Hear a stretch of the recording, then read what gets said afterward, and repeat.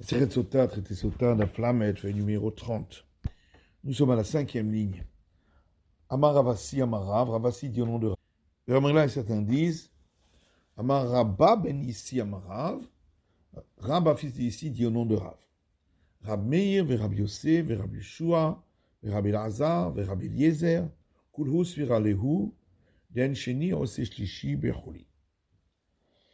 Rabbi Meir et Rabbi Yosef et Rabbi Yeshua et Rabbi Elazar et Rabbi Eliezer, tous pensent que un élément qui est second degré d'impureté ne peut pas communiquer l'impureté pour un autre élément qui soit troisième degré au niveau du profane. Rabbi Meir, alors Rabbi Meir dit, on le voit dans une Mishnah, qui dit, Kolataon biat mayim midivre sofrim, tout ce qui nécessite d'être immergé dans les eaux rituelles de par institution rabbinique, parce qu'il est impur de par institution rabbinique, et qui est donc considéré comme deuxième degré d'impureté. Mais Tamet Kodesh rend impur ce qui est consacré au point qu'il puisse communiquer son impureté, ou possède est à Trouma, et rend impur ce qui est prélèvement au prêtre, mais qui ne peut pas communiquer cette impureté, ou Moutar Bechoulin, mais ne rend pas impur ce qui est profane. Ou Bemaaser, et également ce qui est seconde dîme.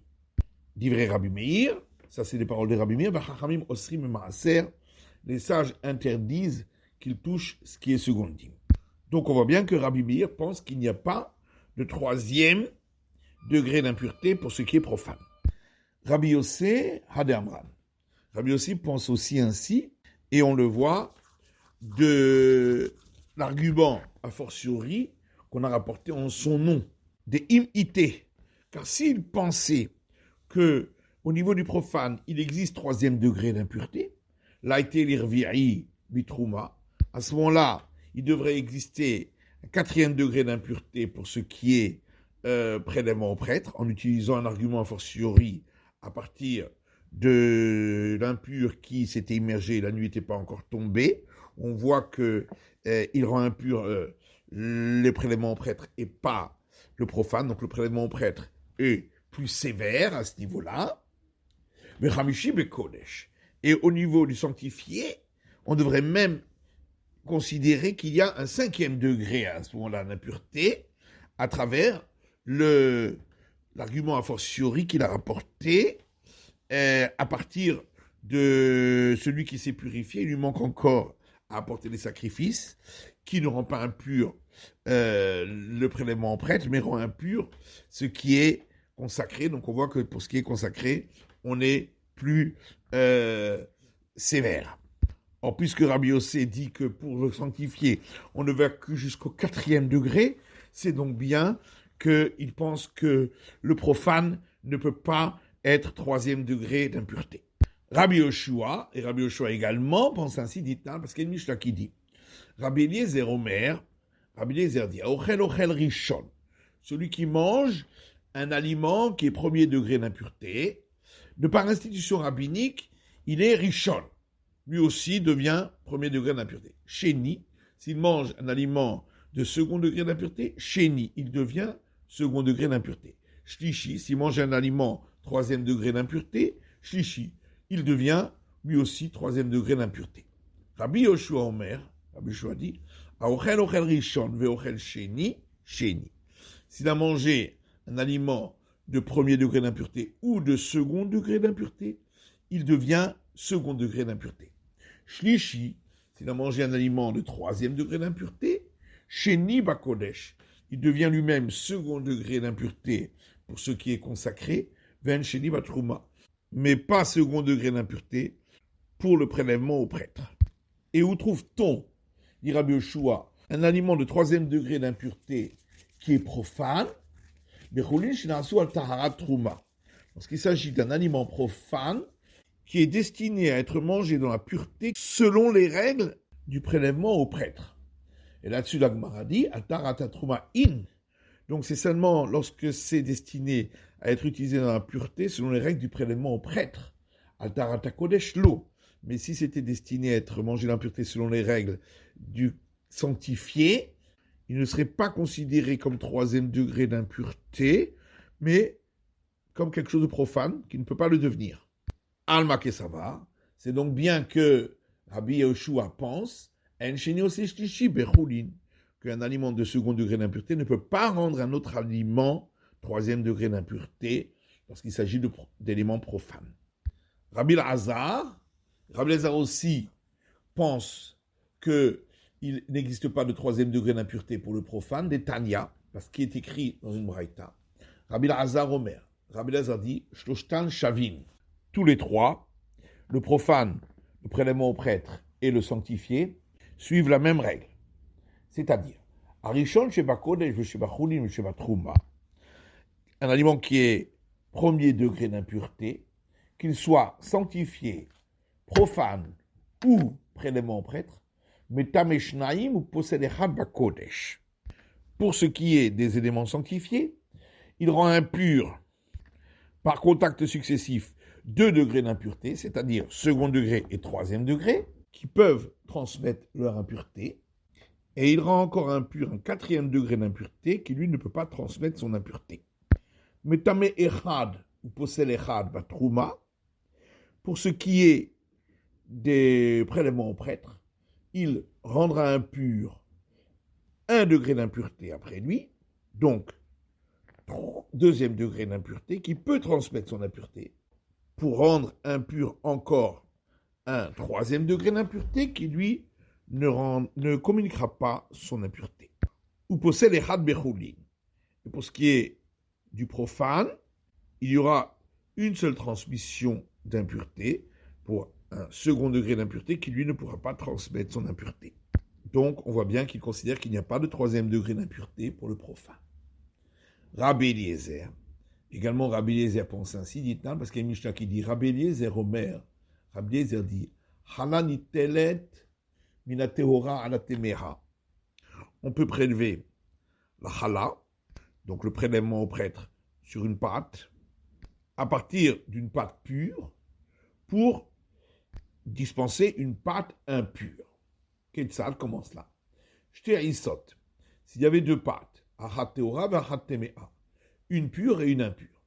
Donc tel que des chala me'isa shelo hurma halata, il prendra la mesure du prélèvement au prêtre de la pâte pure dont on n'avait pas encore prélevé ce prélèvement au prêtre, et il placera entre ce morceau de pâte pure et la pâte impure un petit morceau de pâte pure qui fait moins que le volume d'un œuf et qui touchera de chaque côté chacune des pâtes, que delitol minamukaf, afin que le prélèvement au prêtre, lorsqu'il est prélevé, touche la pâte pour laquelle il est prélevé sans que lui-même ne devienne impur, puisqu'il y aura cette pâte au milieu qui fait moins que le volume d'un œuf et qui ne peut donc pas transmettre l'impureté. Vahachamim osrim, les sages interdisent de faire ainsi de peur qu'il place au milieu une pâte qui est le volume d'un œuf, et à ce moment-là, elle transmettrait l'impureté à la pâte qui est prélèvement au prêtre. Vetania, et dans une braïta, il est dit kabetsa, que Rabbi Eliezer autoriserait même si la pâte qu'il a placée au milieu fait le volume d'un œuf. Savroua, on a pensé au départ, il dit que l'un et l'autre, c'est-à-dire et Rabbi Eliezer de la braïta et les sages, Berissa Rishona parle d'un cas où la pâte impure était premier degré d'impureté, et il pense que la pâte pure qui est destinée à être prélevée comme prélèvement au prêtre n'a pas encore les règles du prélèvement au prêtre. Maïla beha kamiflige. Et donc, n'est-ce pas, voilà leur discussion. Ça va enchaîner au Shlishi Berhoulin, que Rabbi Eliezer considère que la petite pâte qui est au milieu, qui est second degré d'impureté, ne rendra pas la pâte pure qui la touche, 3e degré d'impureté, parce qu'elle est profane, et c'est pourquoi il autorise de faire ainsi. Omar Savar et l'autre, c'est-à-dire les sages, considèrent que le second degré d'impureté rend 3e degré d'impureté à son contact, même ce qui est profane, et c'est pourquoi ils interdisent de faire ainsi. Amar Amari Bere de Rav Kahana, Amari fils de Rav Kahana dit non, peut-être de Kula Alma en Sheni Ose Shlishi Becholin. Peut-être que tout le monde est d'accord que le second degré d'impureté ne rend pas ce qui le touche 3e degré d'impureté lorsque c'est du profane. Ici, la discussion porte sur cette pâte profane qui est destinée à devenir prélèvement au prêtre. Une opinion, c'est-à-dire celle des sages, considère que c'est comme du prélèvement au prêtre, et c'est pourquoi peut devenir 3e degré d'impureté. Et l'autre opinion, qui est Rabbi Eliezer, considère que ce n'est pas considéré comme du prélèvement au prêtre, mais comme du profane, et c'est pourquoi ça ne peut pas devenir 3e degré d'impureté. Ou si tu veux, je peux dire encore, que tout le monde est d'accord que le profane qui est destiné à devenir prélèvement au prêtre n'est pas considéré comme prélèvement au prêtre, et que le 2e degré d'impureté ne peut pas rendre ce qui le touche 3e degré d'impureté parce que c'est profane. Et ici, la discussion porte sur le fait est-ce que on a le droit de rendre impur du profane qui se trouve en Israël, c'est-à-dire la pâte du milieu. Marsavar, il y a une opinion qui pense Mutar ligrom tuma lecholin sheberet Israël, on a le droit de rendre impur du profane d'Israël, ça c'est l'avis de Rabbi Eliezer, c'est pourquoi il permet de faire ainsi. Et l'autre opinion, celle des sages, considère qu'il est interdit de rendre impur du profane d'Israël, et c'est pourquoi ils interdisent de faire ainsi. Bobayom Darash Rabbi Akiva Vechoulé, la Mishnah a rapporté encore un autre enseignement de Rabbi Akiva qui a été dit ce jour-là, où il disait que les 2000 coudées dont on a parlé concernant les villes des Lévites, c'est uniquement la distance pour enfreindre l'interdiction de se déplacer le Shabbat, alors que Rabbi Eliezer, fils de Rabbi Yossé Aglili, dit que c'est l'endroit destiné pour les champs et les vignes autour de ces villes. Et la Gemara dit, sur quoi porte leur discussion? Marsava Trumin Doraita. L'un, c'est-à-dire Rabbi Akiva, considère que l'interdiction de se déplacer le Shabbat après cette distance, c'est une interdiction de la Torah, puisqu'on apprend d'ici. Omar Savad Rabbanan. Et l'autre opinion pense que c'est une interdiction d'origine rabbinique, et donc on n'apprend pas du verset. Tanou Rabbanan. Pour ça, j'ai enseigné dans une braïta. Bobayom, ce jour-là, Darash Rabbi Akiva a enseigné encore un autre enseignement. Lorsque les enfants d'Israël sont remontés de la mer, après l'ouverture de la mer des joncs, ils ont pris la décision d'entonner un cantique. Shira. Et comment ont-ils entonné le cantique? Kegadol amakre et halel, comme lorsque un adulte officie avec le public pour les psaumes de gloire du Hallel, où il récite les phrases et le public répond en refrain le début des passages. Moshe Amar, donc Moïse a dit Ashir al Hashem, j'entendrai le cantique pour l'Éternel. Ve'en omrim Ashir al Hashem, et ils ont tous répondu j'entendrai le cantique pour l'Éternel. Moshe Amar, puis Moïse a dit Kigao Ga'a, car il a montré sa grandeur. Ve'en omrim, et les autres ont repris après lui Ashir al Hashem, j'entendrai le cantique pour l'Éternel. Rabbi Eliezer ben Shel Rabbi Yossé Aglili Omer, Rabbi Eliezer, fils de Rabbi Yossé Aglili, dit que Katan Amakre et Hallel, qu'ils ont repris après lui les phrases exactement comme lorsqu'un mineur officie pour dire les psaumes de glorification du Hallel, où le public répète après lui exactement tout ce qu'il dit pour se rendre quitte. Moïse a dit, j'entendrai le cantique pour l'Éternel, et les autres ont dit, j'entendrai le cantique pour l'Éternel. Moïse a dit, car il a montré sa grandeur, ensuite les autres ont dit, car il a montré sa grandeur. Rabbi Nechemia Omer, Rabbi Nechemia lui dit, que Sofer, c'était comme lorsqu'un professeur, à Porès, al Shema Bevet Knesset, dit les bénédictions du Shema à la synagogue. Sheu Poter Trila, il commence à les dire, Vehen Ornim Acharav, et les autres les disent en même temps que lui. Le Maïk Amifligé. Et sur quoi discute-t-il? Rabbi Akiva Savar, les morts, Amitla Kamaita. Rabbi Akiva dit que lorsque la Torah a dit qu'ils ont dit le cantique pour dire, ça veut dire qu'ils ont répété le début du chapitre. Rabbi Eliezer ben Shel Rabbi Yossé Aglili Savar, Rabbi Eliezer, fils de Rabbi Yossé Aglili, lui pense, les morts, que ce mot ils ont dit, à Kol Milta en Milta.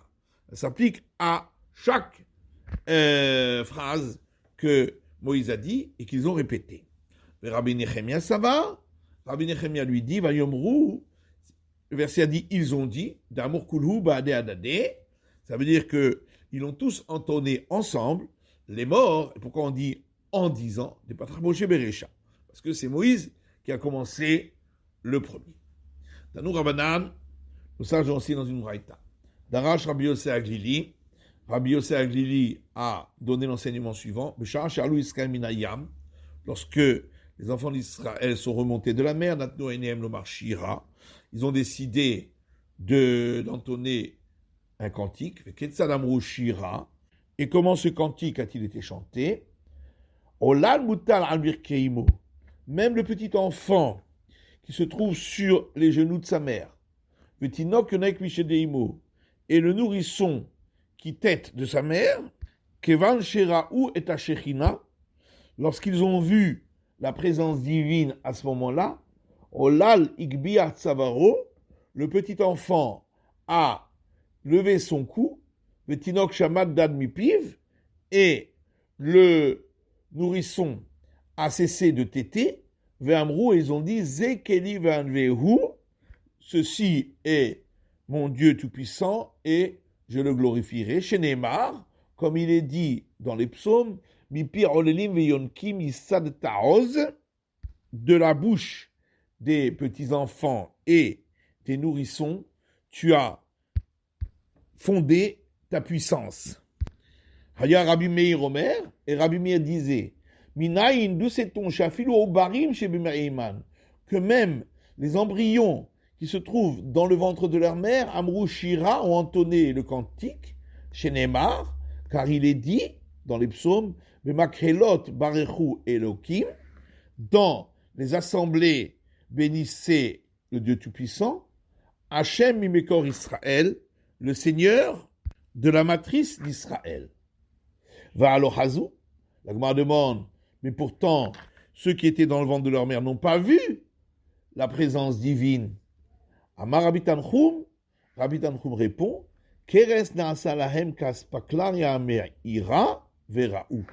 Le ventre de leur mère est devenu pour eux comme une vitre transparente et ils ont vu.